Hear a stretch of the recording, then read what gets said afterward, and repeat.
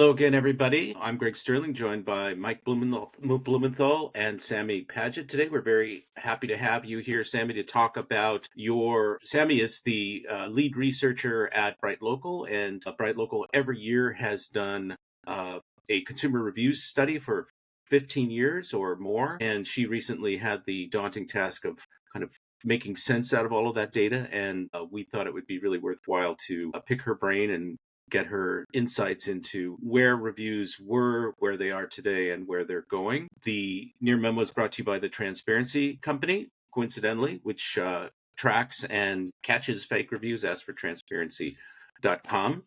And so, Sammy, why don't you tell us a little bit about yourself or your role there so people have some context, and then we'll jump into the conversation. Yeah, sure. So, yeah, I look after research at BrightLocal. I have been here probably for about 2.5 years now. So, yeah, I own the local consumer review survey and that kind of consumer research that we do, but also any of the studies that we kind of put out throughout the year we've looked into the Google business profile categories, opening hours, and, things like that, how they affect ranking. So that all tends to sit underneath me.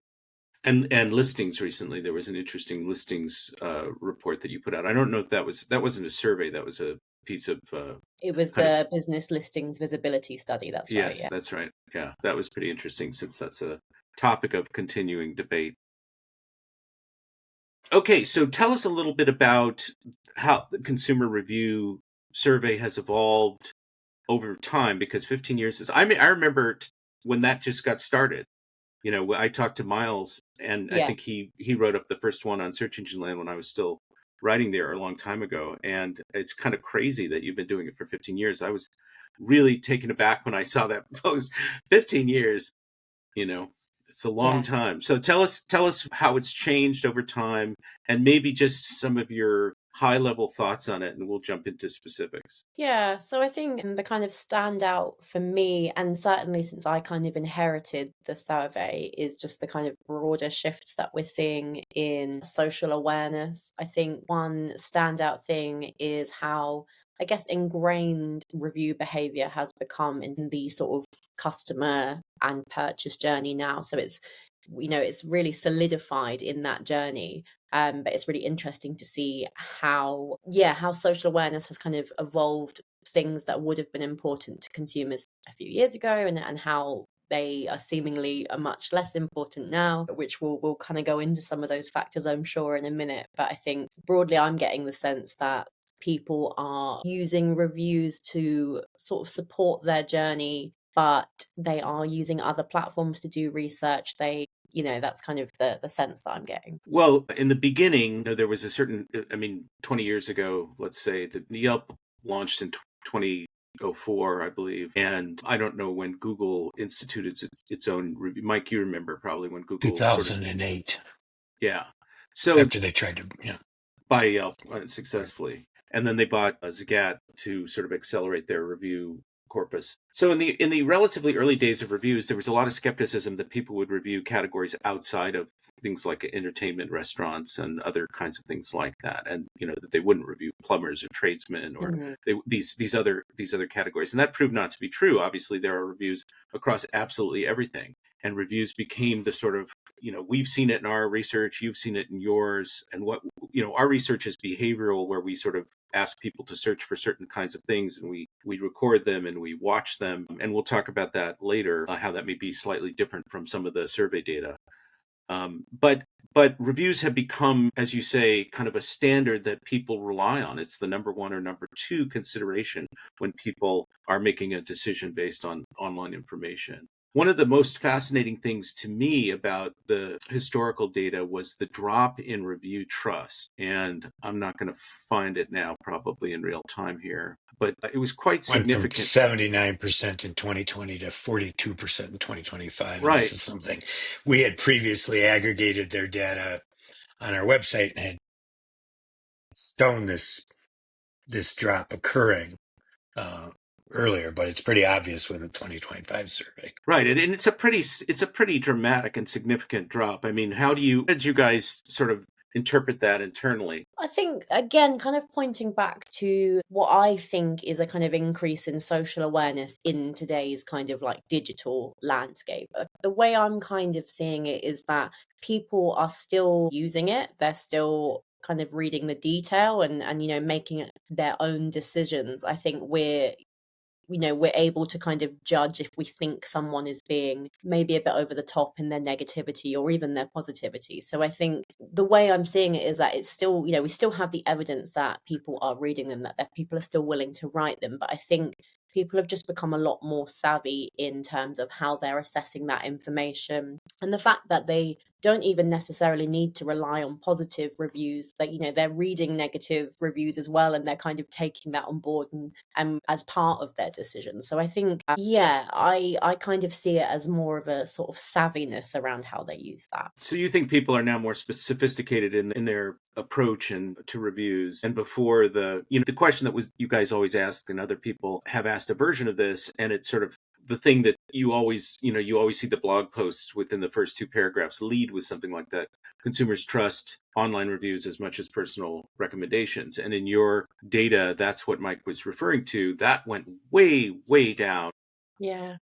And I mean, I think, being savvy, I think, is one take on that. But to me, that doesn't feel like the whole story. I mean, is there anything else you think is going on here? Is it the rise of fake reviews? Is it just general cynicism in the culture about online content? That simultaneously, there's a lot of fraud that people have experienced in different contexts. I mean, do you think that this is just sort of leaching into all areas of the internet, skepticism and cynicism? What would your thought be on that? Yeah, I think so. I mean, in terms of fake reviews, it's interesting because we've definitely seen that consumers think they're seeing less of them across platforms. Like our data shows year on year that less consumers think they've seen them. So that's a really interesting one.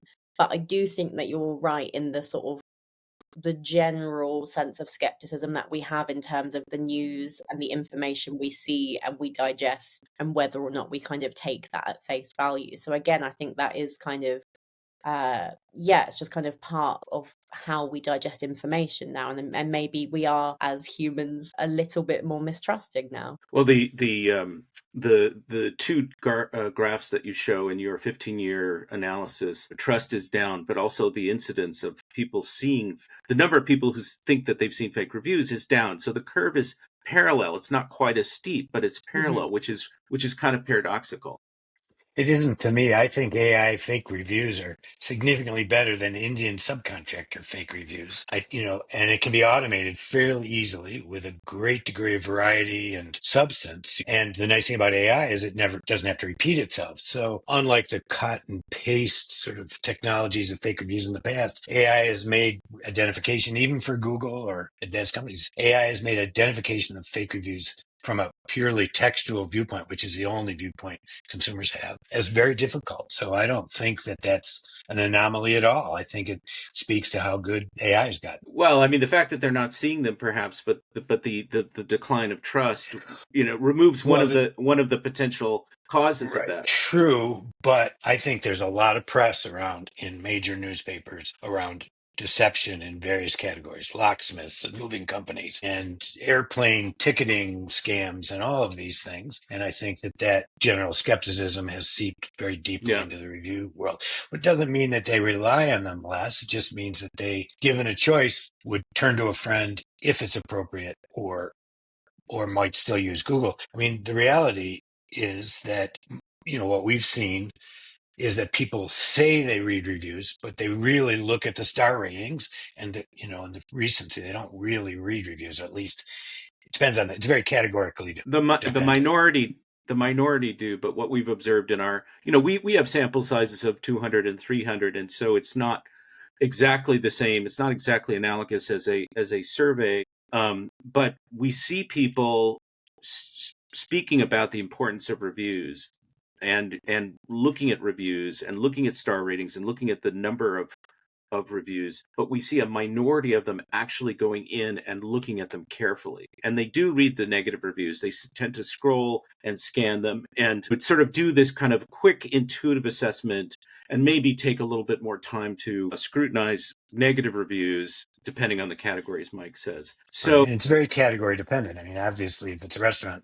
this is not a life-threatening thing. Even if it's a doctor, you can change doctors if it isn't a major surgery.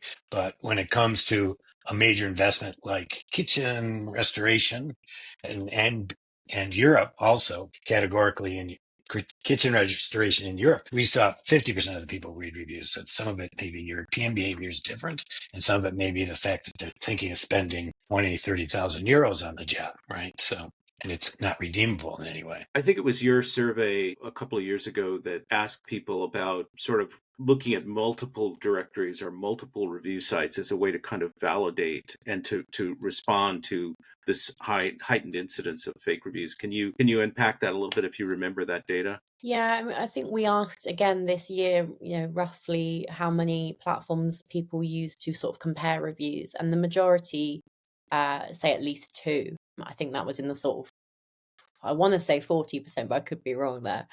So yeah, we're definitely seeing that people are using the traditional platforms, like using at least sort of two or more of those to compare. But I guess the other thing that I come back to a lot is the definition of a traditional review platform probably means a lot more to us than it does to consumers. So in terms of what else they're using, there's probably so many other kinds of platforms that they're using to kind of gather similar information, like social media. Well, the top review platforms, I'm looking at the chart that lists the fake review, where have you seen fake reviews? But in terms of the top review platforms, it's kind of consistent. It's Google, Yelp, Facebook, TripAdvisor, Apple Maps, Better Business Bureau, and then other, right? I mean, that's pretty consistent with what you found over the years. Is there anything in terms of the traditional directories? Are there any that have been, and Amazon, of course, on the product side? Are there any that are missing from that list that you guys saw? Not the non-traditional stuff, because I want to talk about that in a second, but just the main kind of common review platforms that people think of. Yeah, I don't think there was anything kind of outstanding there. I think Google's obviously at the top because it quite simply has the most reviews. Amazon there, is a lot less surprising, but I don't think there were any kind of surprises in that data. I'm just kind of trying to see if I've got that to hand.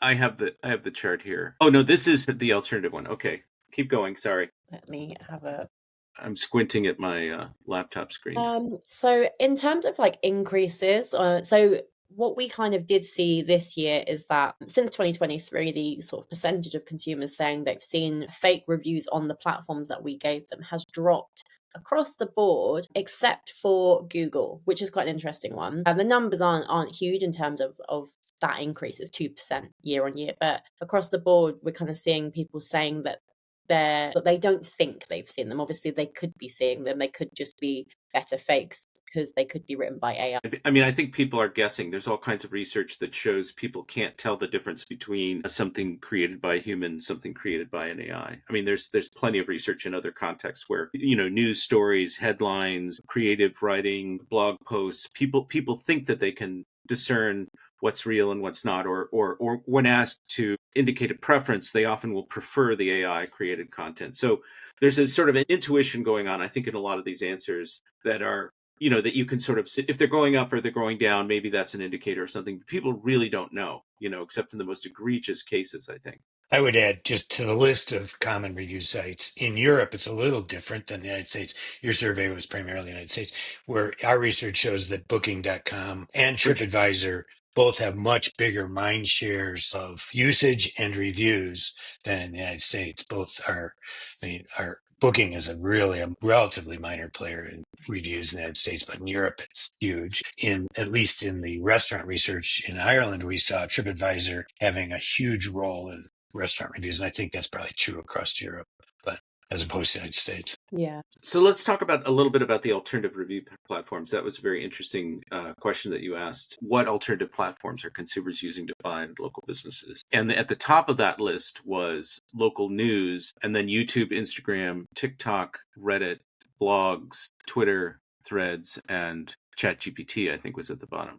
Yeah. So, local news has been in decline, at least in the United States, for the better part of 3 decades. And it's, in an existential crisis with some publications that are doing okay. But for the most part, its ubiquity and its visibility has really declined. But yet here it is at the top of your list. Is that a trust Yeah, thing? very interesting. And again, I think, because this survey does focus on the US audience, and I guess my knowledge of the sort of relationship with those kind of outlets will be lesser than yours. But I did find some really interesting research at the time when I was kind of writing this up from Pew Research, which was talking about the sort of relationship that and the way that US residents rely on local news. So it's really interesting that it's dwindling, but it seems to still be such a big source of information that people rely on, which I guess it makes sense.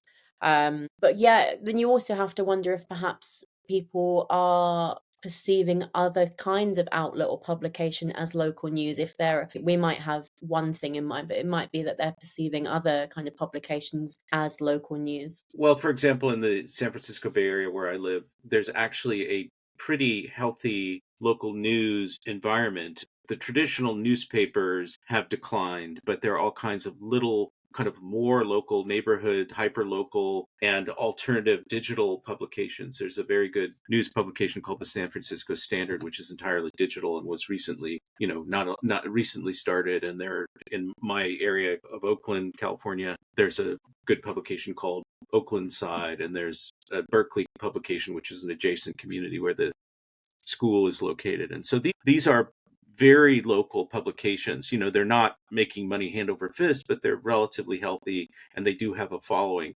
I don't think that that's true across the country, maybe in certain markets more than others. But often you'll get TV that is being presented by Google News or other aggregators as local news. You get a sort of a text write-up of a video story, and that might include some sort of local business feature or restaurant review or something like that. Yeah. But it's just interesting. This is the most trusted. I mean, I think that's a proxy for trust, right? The fact that it's at the top of the list indicates it's a highly trusted source, which is paradoxical given the decline in the Yeah, US it's at really least. interesting, and it could almost be a research topic in itself, I suppose. 'Cause I think where you're talking about that sense of like hyper local news and more of a sense of community and how people kind of rely on or maybe respect that more than the sort of top level news, which maybe people are a bit more cynical about. So yeah, that's certainly a really interesting point to look into. There And may be demographic issues involved in this as well, because the Washington Post may be considered local news for people in the DC, Virginia area,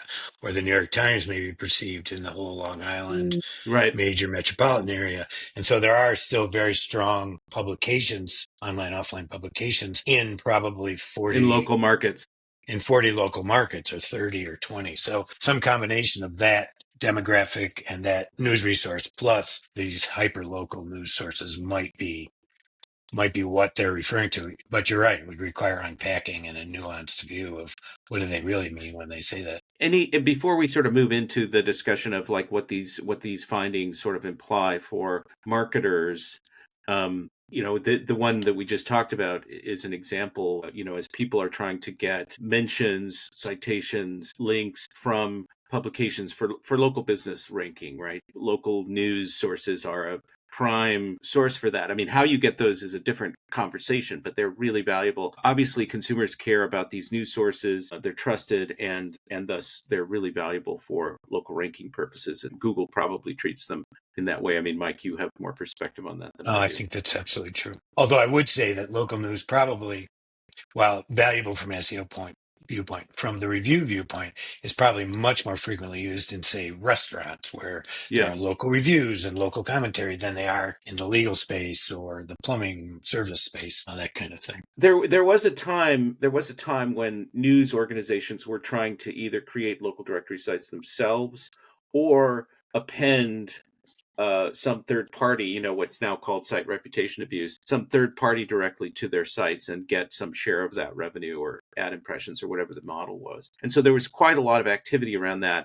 you know, 10, 15 or so years ago. But before we go into the sort of tactical implications of all of this, were there any other points or findings that really stood out to you that have changed or that surprised you, anything like that? In terms of the alternative sources? Well, or anything in the survey, looking at the 15 years of the survey data, was there anything that sort of popped out like, wow, this has really changed, or this was a surprise, or anything on that? There doesn't have to be. I'm just asking you the Yeah, question. I think the biggest surprise was the sharp drop in trust, because I think it would have been less surprising to see that dwindle over time, but the fact that it was a sort of year-on-year drop of 20-30% is pretty significant. Like, we don't often see such sharp changes like that in the data. I think that's probably the most surprising one. The other one for me is the AI sort of blind test question that we ask in terms of the review response that we generated versus one that we kind of sourced from Google Maps, and which one people preferred. And that sort of skews quite heavily towards AI. It's a really interesting one because obviously there could be all sorts of reasons for why they preferred that, and they didn't know that it was AI. But that continues to surprise me. What was that question? I don't think I'm clear on the. So we presented 2 review responses. So we Oh, I see. gave them the review that was written and said, imagine this was you'd written this, and someone has responded to it. Which do you prefer? And we didn't tell This was them. the hypothetical business owner writing a response. Yeah. So we didn't tell the consumer which, if they were written by AI or humans, we just said, which do you prefer? Which response would you be more happy to receive as a consumer? And we've asked this for 2 years in a row now, and both times I think the numbers were almost exactly the same in terms of people really preferring the AI response. Yeah, that's what we were talking about earlier. If you say this is an AI response, then their preference goes way down. They don't like the idea that they're getting AI information. But if it's a blind test, they consistently choose the AI. It's very interesting and curious. Intellectually, there's this cognitive dissonance. They don't like the idea that a machine has generated this. Yeah. Yeah, we've definitely, asking a few different AI questions, and the sentiment does seem to be quite confused in that sense. Like, people are sort of saying if they think that a review was written by AI, that they would deem that to be fake, but then they're unknowingly preferring the content. So yeah, it's really interesting. Well, so let's talk for a little bit about, sort of general observations about that come out of this, or just generally about some of the best practices. I mean, obviously, having a review solicitation program is something that many people recommend. Everybody recommends. It's sort of, you can't rely on people to just spontaneously write reviews, even though that's Yelp's position. So that's, and having a review cadence that's regular and not filled with bursts of activity which are going to get you flagged and suspended. What are some of the other things that come out of this that you think indicate tactical information that marketers need to know? And Mike, you should feel free also to respond to that. Go ahead. I think in terms of like the methods we ask people about in terms of how you're most likely to respond when asked, what we found this year was that the methods were very skewed towards, I suppose, convenience. So email always comes out as the top method, but we saw increases for over the phone, which I can't imagine a lot of businesses do call up to ask, but we saw an increase in people saying they'd be willing to do that, and also via text message, SMS. So I think it's that sense of convenience and making it easy for people. People are busy, and we get requests from every sort of business asking for reviews. So if you can make it easy, sort of put it on an email, which is going to be in their hands, on their device, then they're more likely to do it. I would just from experience add that, and other research, that if as a business you combine the idea of the telephone creates a social connection, bond, and a verbal obligation that the person feels a need to fulfill. Historically, what we've seen is if you ask in person, face to face, the likelihood of them responding to your email goes up. It's not a one-to-one relationship, but for me, the process is we're going to ask you at the beginning of the interaction. We're asking you, would you give us a commitment? And then you follow up with automated either email or text. And then the likelihood, because of that sense of social commitment, goes up. Doesn't go anywhere near 100%, but it increases the natural review rate, which is the other issue that most businesses don't understand, is that when Greg at the beginning of this started talking about theorizing that hospitality was going to be a big review area and everything else wasn't, it wasn't that the other areas didn't get reviews, but they get them at a much lower rate than something that you're proud of having done. I mean, who wants to brag about buying homeowners insurance? And so that's the number that sticks in my head is like, In California, I brag about that, given how that's difficult it true. is to get these days. But for example, it's like a 1 or 1.5% is the natural review rate in that if you don't do anything other than just an email. But if you, and it goes up from there to restaurants, it's probably quite a bit higher. It might be 15 or even 20% with an ask. But you can increase that.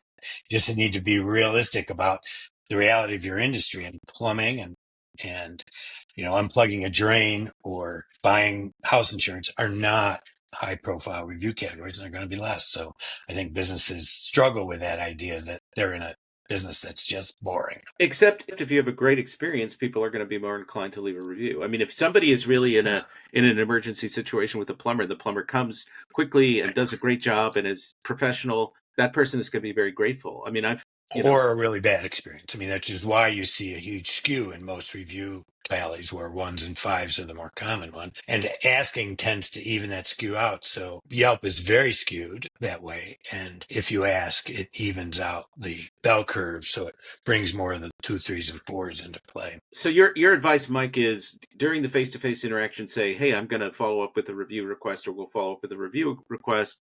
Look for Did that. we do a good job? And if we did, do you mind, saying that in our review, right? In other words, getting confirmation you did a good job right then and there, so you can fix it if you didn't, but then get the commitment simultaneously. And then follow up with an email or text. And how many follow-ups? What's the that I can't tell you. I mean, it's getting very annoying. I mean, I would say 1, maybe 2, but spread them out so it's not like you're hammering them. I mean, I get a follow-up from my dentist, for Christ's sakes, 15 minutes after I was there, and well, you're still in the car. Yeah. it's very annoying. I'm trying to write this review and then got into an accident. Well, any demographic differences, Sammy, that you guys have observed in terms of email response versus text response? I mean, obviously the cliche would be young people want text, old people want email. But do you have any empirical information on that? Yeah, we didn't look too closely at that this year. We do tend to try to pull apart sort of age and gender, and just to see if there are any sort of standouts. This year we didn't so much. Interestingly, we are working on a separate piece of consumer research that is focused on search behavior and broken out by generation. We don't necessarily ask about how they sort of read reviews, but we are looking into that in more detail. But I think we could probably assume that those that are more tech savvy will be more willing to respond by email and text. But yeah, I don't have the sort of generational data on that to hand. What about overall? I mean, does it tend to do people in different age segments or gender or income, for that matter, if you have any data on this, are younger people more inclined to write reviews? Is it across the spectrum? Are men or women more inclined to write reviews? Do you have any visibility into that? Last year, actually, I wrote a profiling piece where I looked at who was more likely to write a positive review versus who was more likely to write a negative review. So I do think we delve into sort of age and gender a bit more there. Can I guess men are more likely to write negative reviews and women are more likely to write positive reviews? I want to say you're correct, but... So only ask women. A new form of review gating, only ask women for reviews and don't ask men. But anyway, I cut you off. No, I don't have it to hand, but I will absolutely pull it out. Well, maybe we can put it, if it's a URL, we can put it in the show notes. Did some demographic research, and it's probably 8 years ago now, where we saw that younger reviewers were reviewing less than people in their 30s, dropped off in their 40s and 50s, and then people over 65 were reviewing more. So, there's a lot of stories you can make up about that, but it would be interesting to follow up with that curve to see how it applies. The other thing that I would love to ask you to research is the idea of fatigue. Like, I do feel that you get so many asks and so many times. What pushes somebody over the edge? I find text asks really annoying, because for me, text is a highly personal, highly private medium, and I do not want to share my that with commercial interests, whereas email has become, it's where everything happens, right? So I feel much less annoyed when I get an email. But I would love to see information about that at scale if you want to take that avenue. If you need an idea for more research, just say it. Yeah, you can. Thank you very much for joining us for part one of this interview with Sammy Paget of BrightLocal. We will be providing part two next week. Stop back for the rest of the show.